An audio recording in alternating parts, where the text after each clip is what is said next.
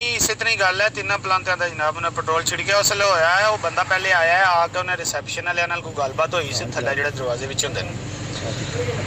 वो पता है अगू पै भी जांदे ने किसी वेले बंदे नूं। सवेरे मेरे नाल भी उन्हां दी थोड़ी जी होई है ते ये कोई जना काला सी। ये जनाब उन्होंने आख के गया मैं चलना पेट्रोल लैन ते मैं अग ला देनी है।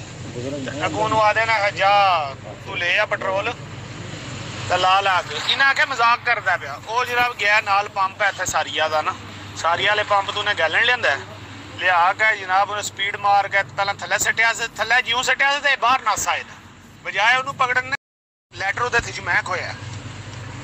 मैं तो इन्होंने आख्या पकड़ो इनू पाओ लम्या भैन चौथ की सर्विस करिए इत्थे ही ना।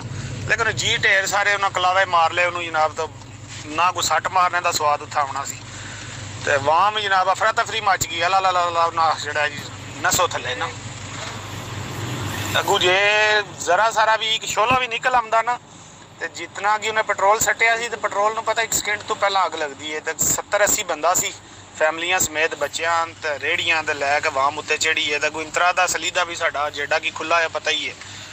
अगर आग लग जाती तो निकलन किसी को भी नहीं सी होना। बहरहाल अल्लाह का शुक्र है कि बचत हो गई है। हुण फिर पुलिस फायर ब्रिगेड दूजे त्रीजे सारे आए न। केस तो बड़ा लम्मा हूँ ठुकना है। CG साहब भी हूँ आए ने, इमरान साहब वो भी कोई नहीं सी इत्थे है तो हूँ ही आए ने। मैं तो खैर सीधा छड़ के अपना आ गया। मैं हूँ ही ना सारी बात अटेंड